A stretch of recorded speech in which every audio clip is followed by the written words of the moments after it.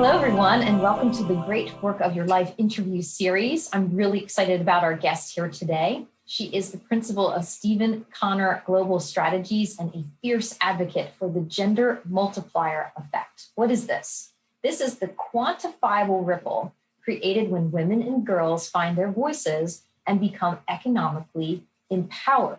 And research actually substantiates that this results in healthier families, stronger communities, and ultimately accelerates the growth of the local, national, and global GDP. What I love about our guest is she's also a thought leader on global citizenship. She is going to tell us some stories today about the global leadership roles she's held in 4 countries, where she's earned a solid reputation for promoting corporate social responsibility, cultural awareness, leadership development, and gender equity. So I'm going to read some bona fides. Check this out. She is the past president and CEO of Athena International, where she advanced its mission to develop, support, and honor women leaders. She is a Diamond Mentor and Advisory Board member for Global Women Connect. She chairs the Women's Business Collaborative Leaders Council.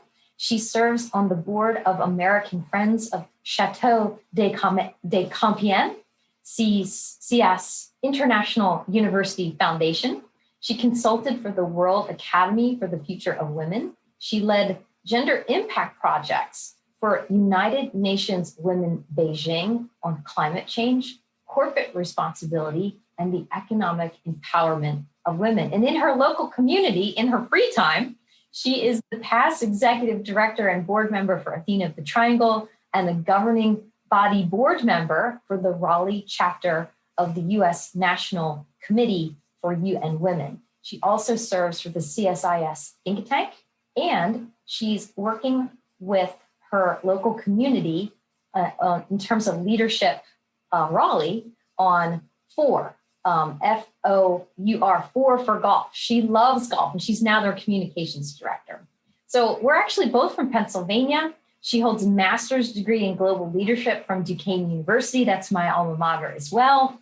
And she has a bachelor's degree in economics and business from Edinburgh University. And she grew up in Erie, Pennsylvania. So welcome, welcome, welcome, Andrea Stevenson Connor. I'm so excited you're here.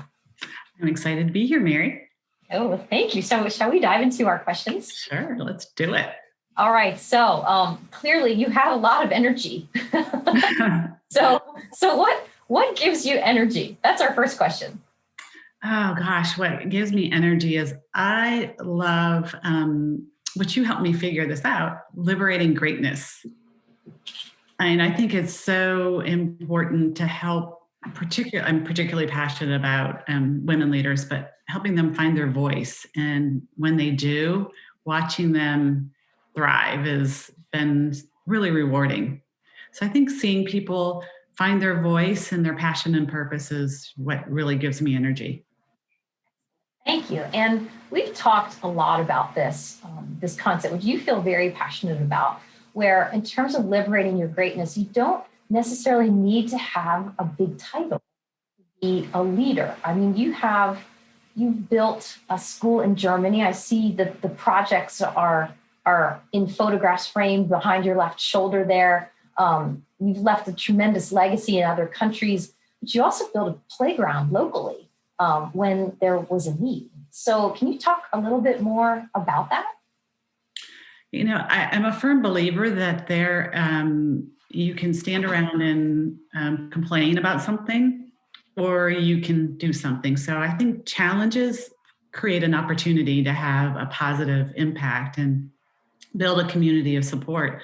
And you're right, it started with the playground started when my son was in kindergarten, and the kids would go out on this wooden playground structure and they would all get splinters, so the moms were there pulling splinters out of their kids' fingers. And so I just felt like, well, we can stand here and continue to complain, or let's find a way to work with the school district to get a new playground. And what we ended up doing, it was kind of a public-private, community partnership where the school district removed the playground, and then we raised the money and collaborated with the Army Corps of Engineers to build the structure. And what happened at our elementary school became a model for the other elementary schools across the school district in Erie, Pennsylvania. It was, simple. It came from my baby was getting a splinter, and I needed to figure out a way.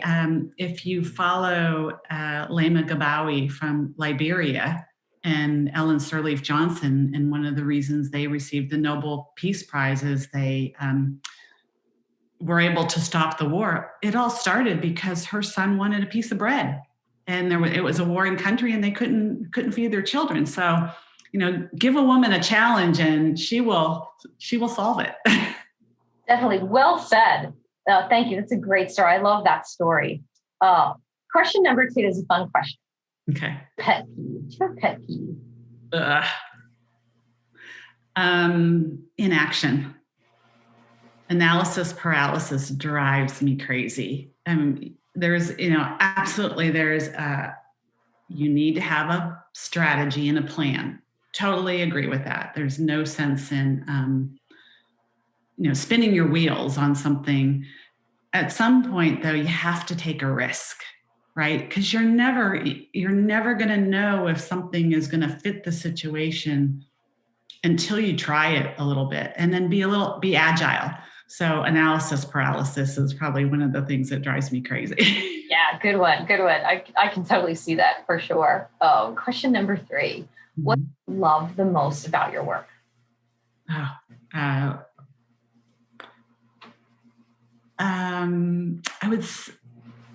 The ability to innovate, right? To go to see where there's a challenge, see where something isn't serving, whether it's me or others or my community that I'm in, and being a change agent to make the situation better. Yeah. I think that is probably the thing that I love the most. And, if you look at my journey, moving 8 times in 13 years across 4 continents, everything that I stepped into started from a challenge, whether it was somebody, a mom complaining about splinters at the playground, or this international school floods. So we need something, we need something better. I've never been to Shanghai, to a big city, and I need to figure it out. So it's always kind of started with solving a problem or a challenge.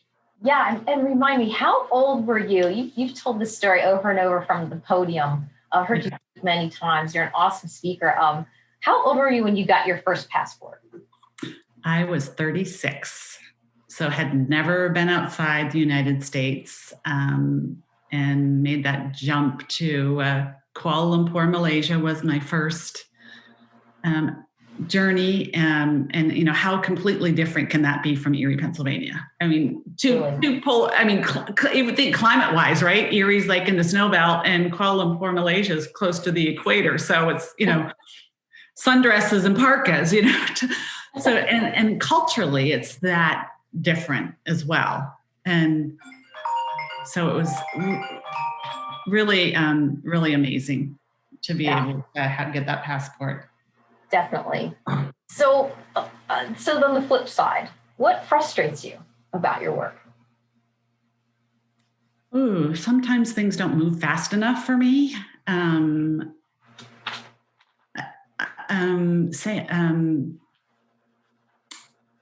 think blockers, right? So, it's always been done this way is another thing. That's where the greatest innovation comes from, when you look at it from a different lens and you bring different thought leaders or experts into a situation and look at it from a different lens. I think that's all the research is telling us about the benefits of diversity, right? So you need that diversity of thought. And if you're just looking at it one way because it's always been done that way, you're just going to get the same thing. So I think that's probably the one thing that drives me crazy. Yeah, right. And one of your greatest strengths is pulling people together who have very diverse perspectives and putting them into a collective think tank and innovating to find a solution related to corporate social responsibility, diversity, et cetera. Yeah. So that leads us to question number 5, which is arguably the most important question in this entire series is, when did you realize you knew what the great work of your life? You know what? It's really been evolving. I think it started with, honestly, in 4th grade, when I noticed that all the boys were being selected to be the line leaders and the team captains on the kickball teams. And I was like, well, wait a minute. Why not the girls? Why were the girls being selected to clean the paintbrushes and the erasers? So that was kind of my first inkling, but then you kind of go about your life. And I think the big aha for me came when we were living in China. And I came to, of course, I was doing that assignment with UN Women in Beijing, and I was finishing my master's in global leadership while working with the World Academy for the Future of Women. I think that was the tipping point when I saw, just by helping one woman, her name was Connie Han, and I get warm when I think about her. But she was ready to graduate, and she needed to figure out how am I going to support myself and my family, because there is a lot of pressure culturally on the young people to support their whole family in China. That's just culturally the way that they work. So I knew she had a lot of pressure on her, and she had never been outside her province. And for me, having been, getting that passport not so long before that, I understood the courage it took to be able to jump into something totally new that is way outside your comfort zone. So we ended up flying Connie to Shanghai from Henan province, which is the center of China. And she was with us for about a week, and she did job shadow experiences and some job interviews. And she tried, I'm emphasizing tried, to help me with my chopstick skills, which was awful. But we worked with her on, Western settings of, trying different foods and navigating the metro system. Ultimately, it helped Connie find her confidence. She ended up with a career in international sales, where she manages India and Africa, and has pivoted from there. So I just think that there's that was my tipping point when I knew that one person can have an impact.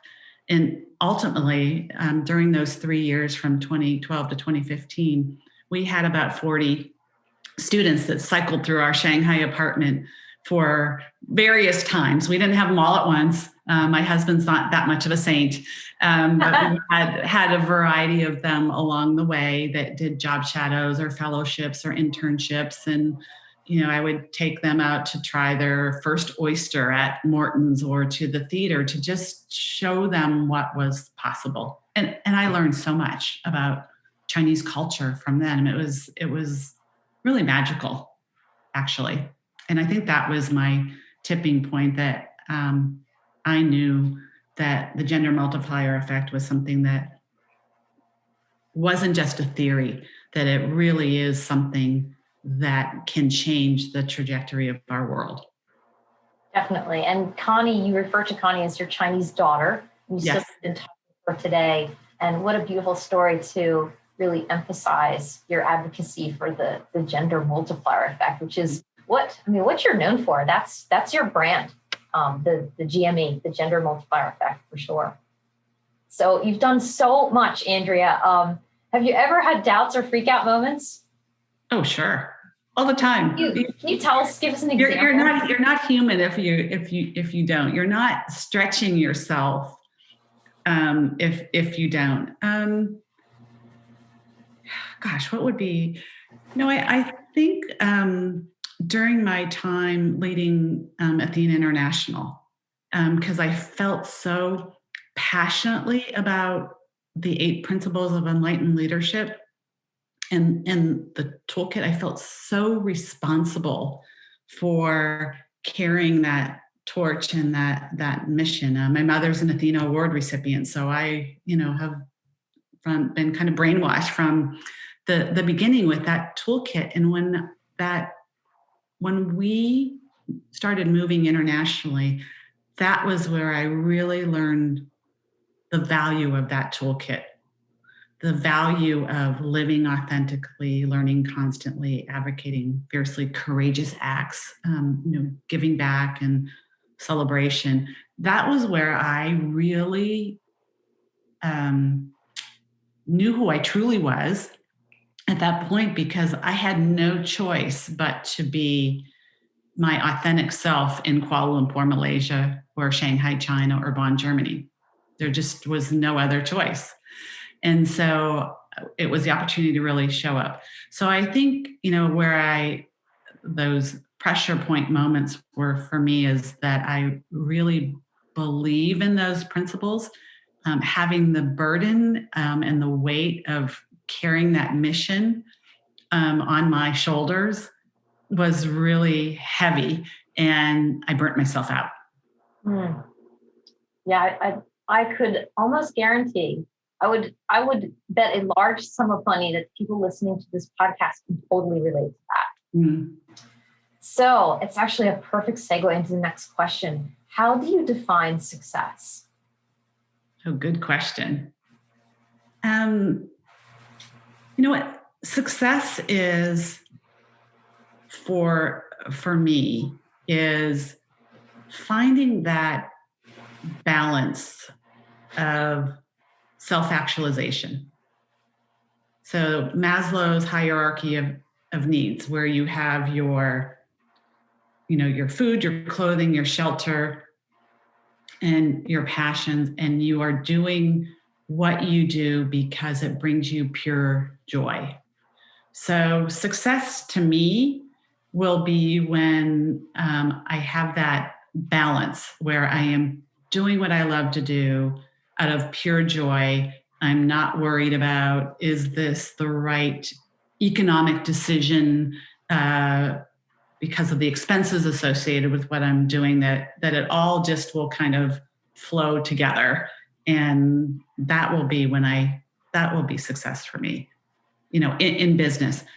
And, the other piece of success is having that positive impact in watching other women thrive. So as a member of the Leaders Council for the Women's Business Collaborative, there are 9 action initiatives that we are focused on to get equal pay and parity for women.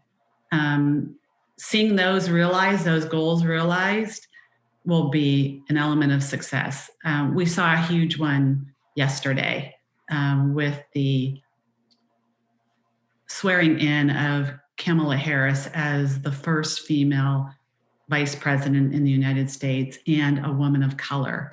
She has kicked open a huge hole in that glass ceiling. And so now we have women and girls that now can have that confidence to walk through those ceilings, those proverbial glass ceilings that are all over in organizations and society, and say, doesn't matter what my gender is or what my skin color is. I can do it because I'm good at what I do. And so I think, that to me is success. Brilliant. Thank you. And that's the whole reason why I launched the great work of your life. And you touched on something very important in terms of there's a pattern through every single interview. What I've found is folks who are doing the great work of their life, they're doing it because it brings them joy. Like they can't not do it. Like when I think of you, Andrea, you can't not do this. Like you have to do this, right? Yeah. True. Yeah. It's almost like an obsession sometimes. Like it's interesting. Like I'll be sitting on an airplane and I'll talk to a young pilot next to me who's en route from Raleigh to Charlotte to go catch her flight. She and I are friends now, and I'm kind of mentoring her. So it just happens. It was just so fascinating to see this 22-year-old tiny adorable woman that's a pilot, and she was on a path to be the youngest female captain in her industry, and then COVID hit. So she couldn't get her flying hours that she needed, but she wanted to, she had a goal. She wanted to achieve that goal. And I was checking in with her all the time, like, so how many hours away are you going to make it? That lights me up. That's great. So if you had to do it over again, what would that look like and why?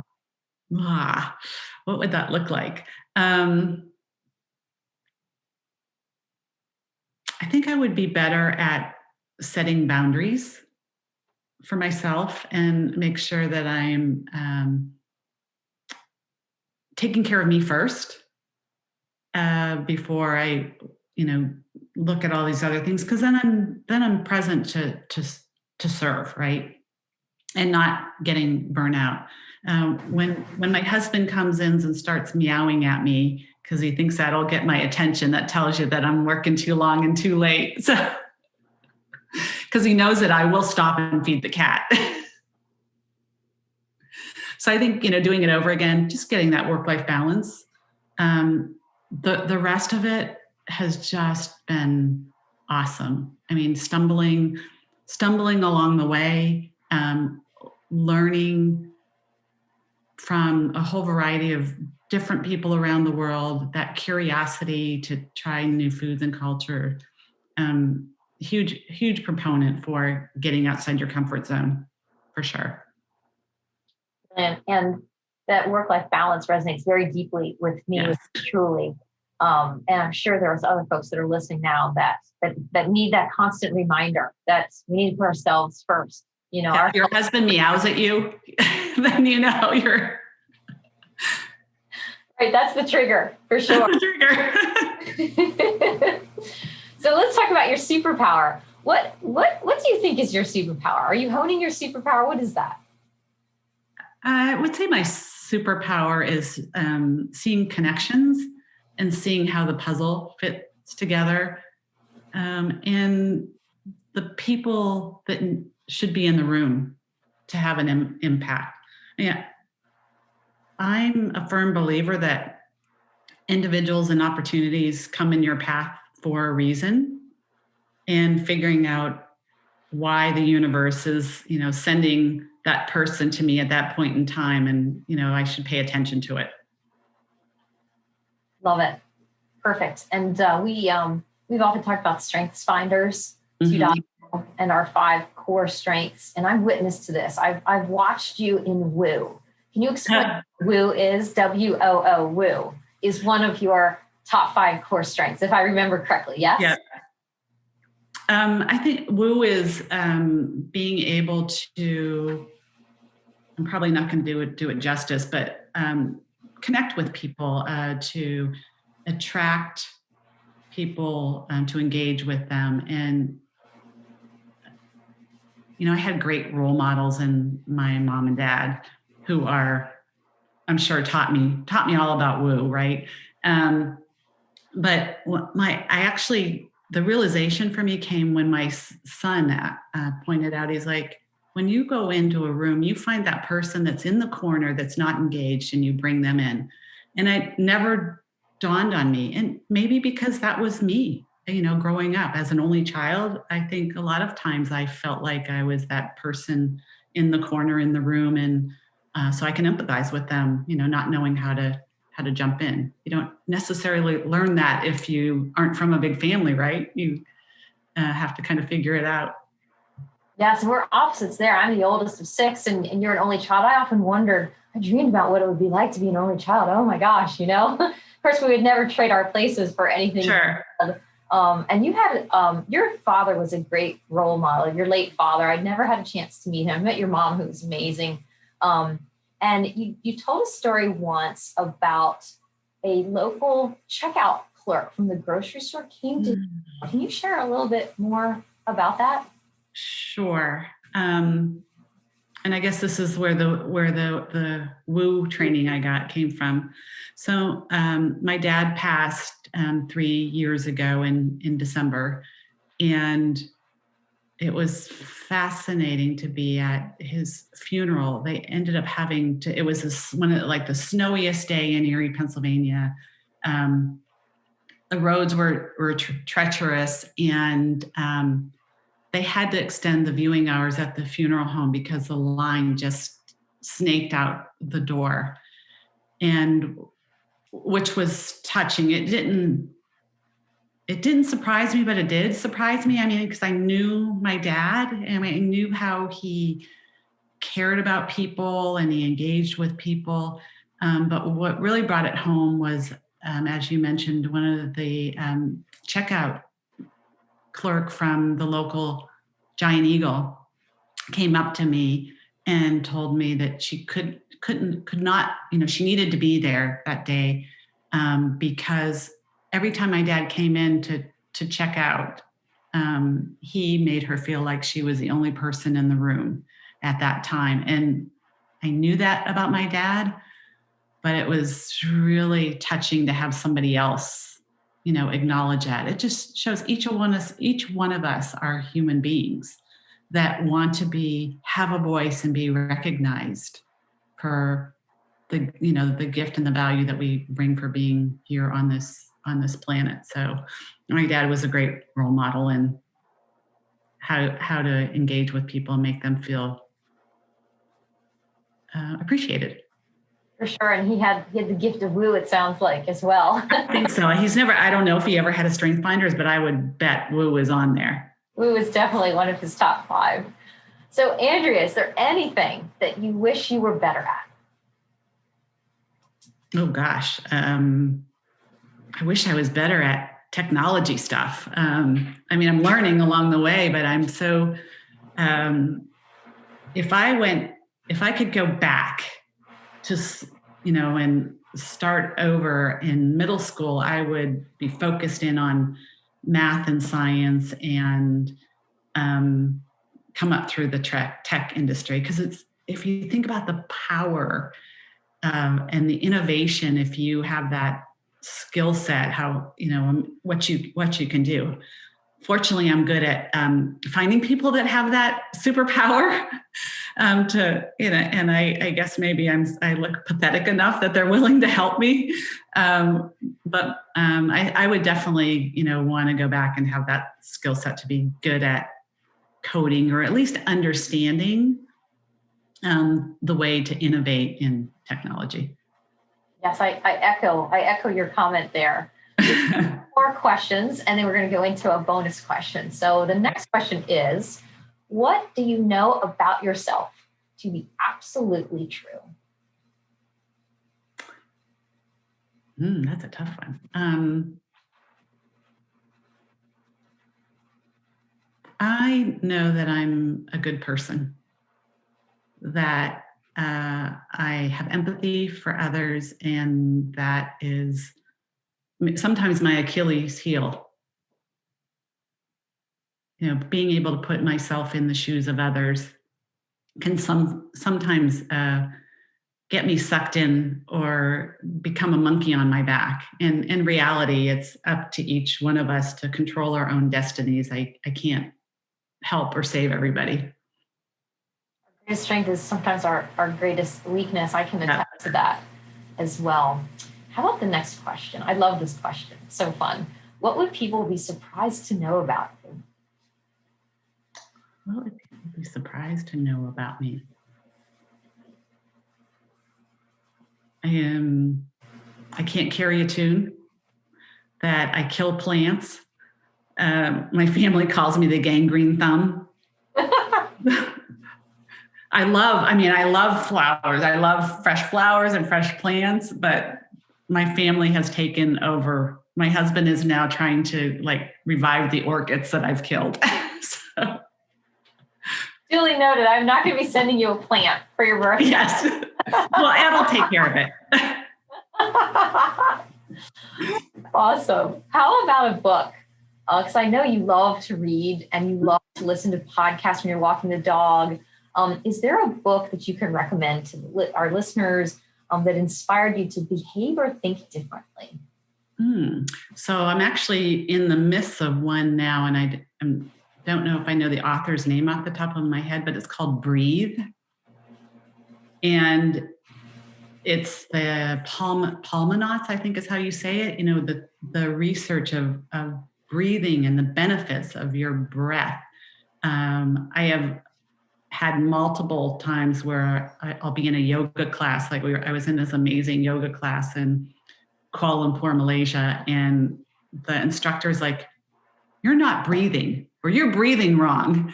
But so it's a great book. I'm learning a lot about the value of breathing, and there's actually a wrong way to breathe, believe it or not. So I think it's an interesting book. Excellent. And that will certainly inspire folks to think and behave differently. It's going on my wish list. Thank you. Sure. How about your favorite quote? Do you have a favorite quote, a motto, and why is that? Actually, I think my mother and I probably share the same quote from Madeleine Albright. There's a special place in hell for women that don't help other women. And that sounds like your mom, for sure. Yes.